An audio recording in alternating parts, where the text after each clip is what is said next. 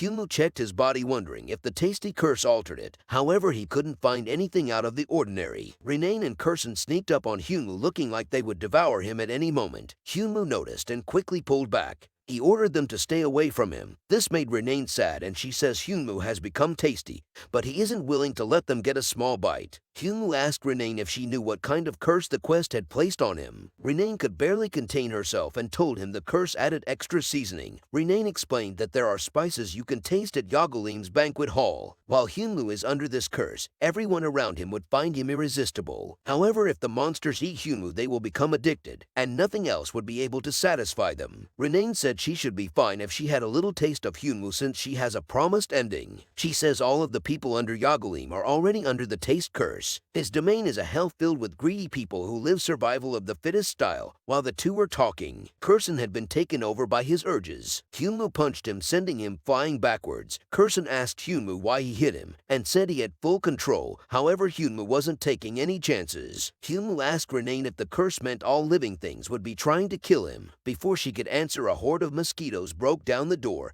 and attacked Hyunwoo. The mosquitoes forgot Hyunwoo's blood was also poisonous, and they started falling one by one. The mosquitoes confused Hyunwoo because they shouldn't have been active during these hours. Renane explained that mosquitoes are a part of Yagolim's domain. Although they are the youngest species currently in his domain, mosquitoes were one of the fastest monsters, meaning the others would be arriving soon. Hyunwoo went outside and was being watched by a horde of pigeons. He started running away and the pigeons and mosquitoes chased after him. As he ran, he questioned how he was supposed to deal with all of the monsters by himself. He turned to Kurson, who was running beside him, and asked him if he had space in the goblin village. Kurson explained that the birth rate went up recently, so they were struggling with space. Hyunwoo didn't know what to do. He made sure he was prepared for everything, but he never thought the mission would have something to do with mosquitoes and pigeons. He noticed that Yagolim was watching him struggle with his challenge. He noticed a cliff and leaped in. He complained to the star for not giving him an opponent he could face off against. At the bottom of the cliff, a horde of weird-looking monsters were waiting for him. However, the horde of monsters made Hyunwoo happy because it was a real opponent he could face off against.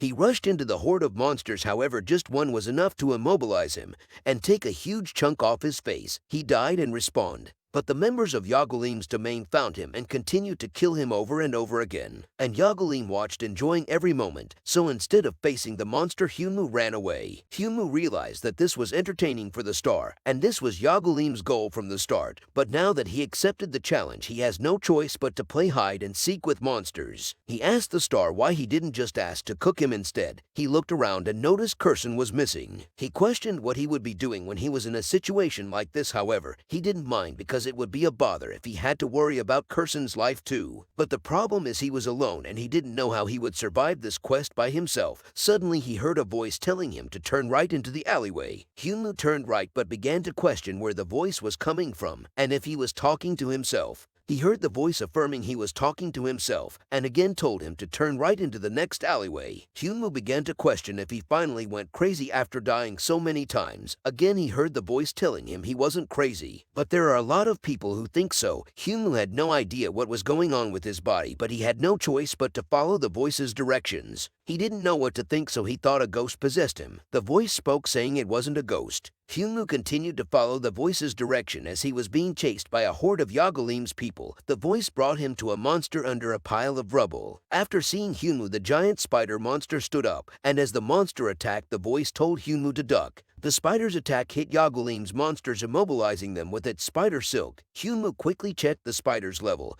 and was shocked to see it was level 87. The voice told Hyunwoo that he would be safe until Yagolim begins to get annoyed. Hyunwoo was speechless. He wondered who would dare do something like this. The voice asked Hyunwoo who he thought it was, and Hyunwoo quickly remembered the whispering star Monstrel. Monstrel told Hyunwoo not to worry because everything that was happening will look like a coincidence to Yagolim. She also told him not to speak out loud and to act like he was thinking of a plan. If he doesn't, Yagolim will catch on quickly. Monstrel was able to communicate with Hyunwoo by reading his mind. Hyunwoo asked Monstrel if she was the only one able to read his mind. She explained that other stars could read his mind, but they can only read his mind when he thinks about talking to them. Hyunwoo then asked her what she wanted in return for her help. She explained that Yagulim is planning to feed Humu to as many of his family members as possible in order to grow his rank, so she wanted him to stop this pointless challenge. She says she also wanted to make him her family member. Humu knew this was what she was after and asked her why she was so interested in him. He says he is only marginally better than a goblin.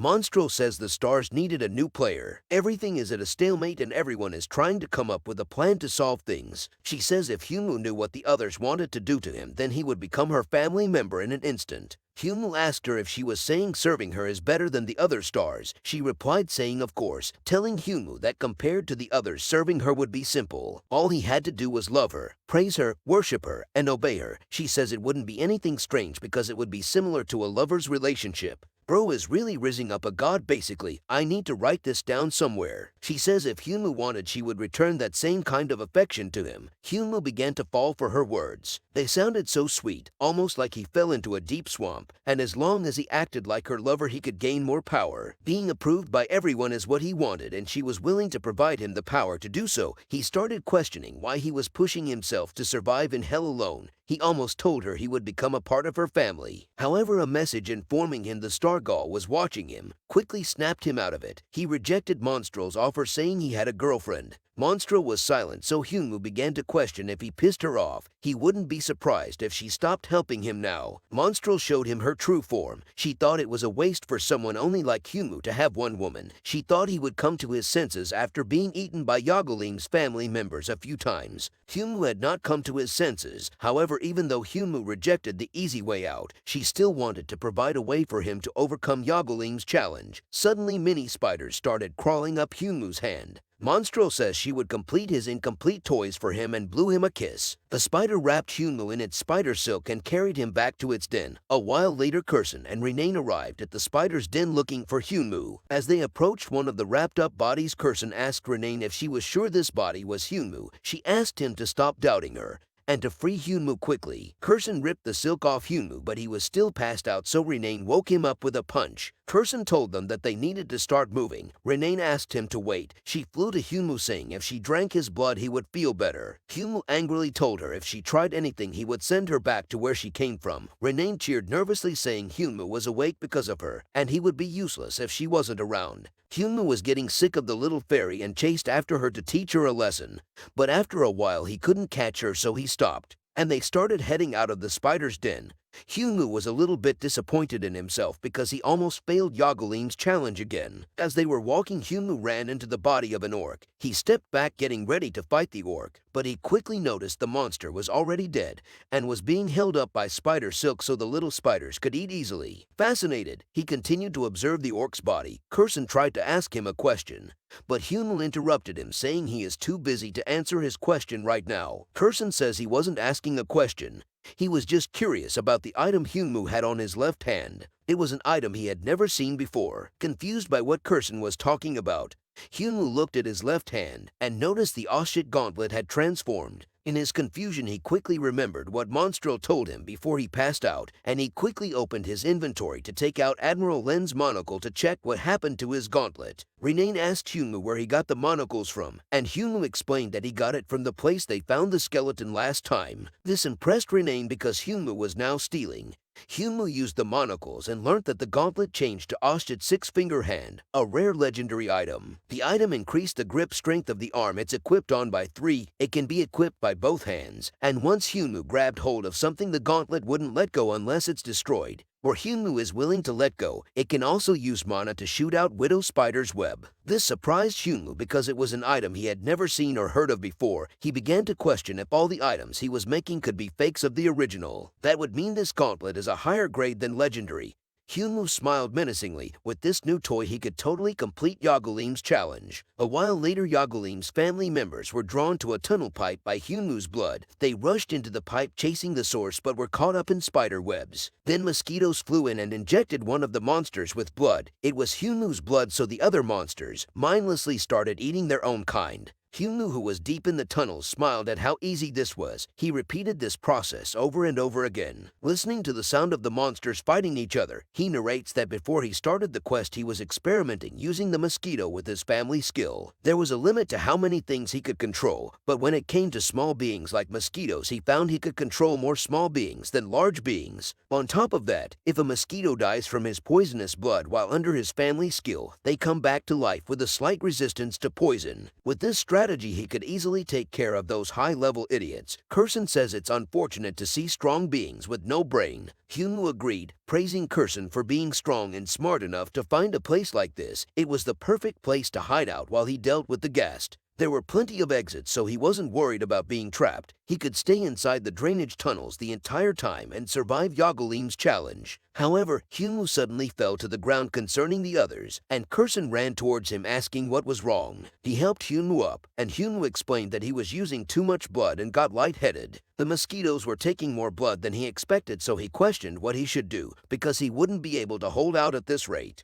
He questioned if he should try finding another method. The gauntlet started glowing, meaning monsters were making their way through his traps. Hyunwoo asked Kurson to take a step back for now. He was concerned because these monsters were intelligent, unlike the ghast. He took out his sword and faced the tunnel the new monsters were making their way through. As he stared in the tunnel, the number of monster eyes continued to grow. Hyunwoo began to question how many monsters were coming. The monsters began to step into the light, and Hyunwoo became surprised because they were wearing a soldier's uniform. He lowered his guard because he thought they were humans. However, as they stepped fully in the light, Hyunwoo could see they were just zombies, and he prepared to be attacked. The commander of the zombies ordered the others to attack Hyunwoo. Hyunwoo took some spider web and wrapped it around his dagger and threw it. He knew Yagolim's challenge would be too easy if all he had to face was ghast. The dagger impaled one of the zombies in the head. Then, using the skill effect of the dagger, Hyunwoo injected the zombie with his blood. He pulled his dagger back and told the zombies to eat up. The other zombies completely forgot about Hyunwoo and began devouring their own kind. Using this opportunity, Hyunwoo began making his way to the escape, but the commander of the zombies, who was unaffected by his tactics, noticed him.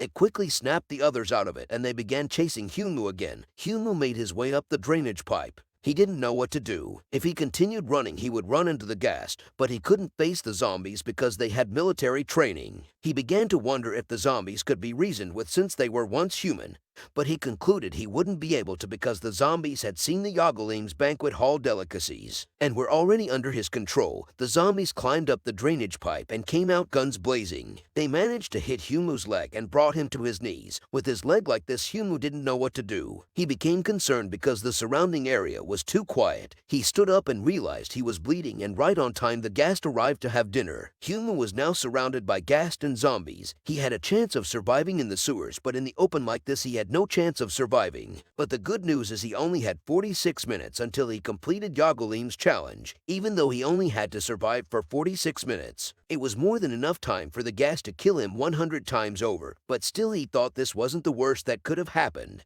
He fell below 10% health and started regenerating. The zombies charged in, but Hyunwoo couldn't back up because the ghast also charged in. He took out a crystal stone and ate it. The crystal stone completely restored his mana, allowing him to cast the domination skill. The zombies charged past Hyunwoo and began devouring the ghasts. Hyunwoo smiled menacingly. He wasn't controlling the monsters. All he did was amplify the smell of the ghast that were bitten by the mosquitoes. And now the undead were more attracted to the ghast because they are a bigger target. Hyunwoo stared at the chaos, wondering if this was the scene humans saw before dying out. It was exactly what he imagined hell to be like. Suddenly he heard a gunshot. He dodged the bullet and turned around and noticed the commander of the zombies had a few zombies who weren't under the effect of domination, and they had taken arms. Hyunwoo questioned why they were attacking him when his domination skill was still active. He measured the distance between him and the zombies and realized they were too far away for domination to work on them. The commander ordered the other goblins to fire, but before they could get a single shot off, Kurson arrived and beheaded them. After saving Hyunwoo, Kurson told him to save the thanks for later and proudly stuck his chest out like a superhero. Hyunwoo realized that Kurson thought he was in an edit. The commander was now pissed and he grabbed one of the guns to shoot. but it had been frozen by the effect of the scythe of the winter gathering. Kurson attacked and defeated the commander. Hyunwoo became distracted by Kurson.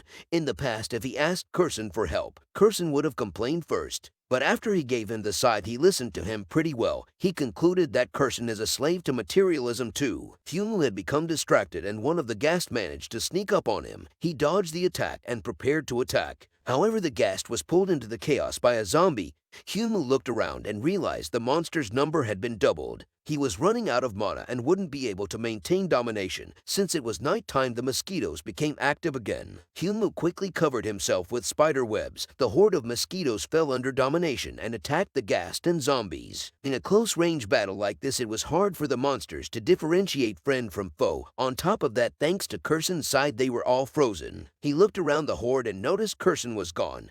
He concluded that he must have gotten away safely. He started getting trigger-happy because the horde of mosquito gave him the upper hand. He calmed himself down because Yagulim's challenge wasn't done. However, the good thing is his goal wasn't to kill all the monsters, but to survive for 48 hours. A zombie crawling on the floor managed to sneak up on the distracted Hyunwoo and take a chunk out of his leg. Hyunwoo killed the zombie, but he was now running low on blood. Yagulim began to observe Hyunwoo again. Hyunwoo didn't know what to do. The domination skill was about to be deactivated. If he could replenish his blood, he would be able to finish Yagulim's challenge. He decided to order some of the mosquitoes under his control to suck the blood of one of the Ghast. Then he ordered them to inject it into him. He knew what he was doing was stupid, but he was running out of options. His body was rejecting the Ghast's blood, and Hyunwoo fell to the ground. The domination skill also deactivated, and he was quickly surrounded by monsters. A Ghast took out its claws, getting ready to devour Hyunwoo. But in an instant, Hyunwoo ripped the Ghast's hand and jumped into the air. Hyunwoo had taken the form of a Ghast mixed with a human. Thanks for watching, and if you enjoyed the video, then hit the like button.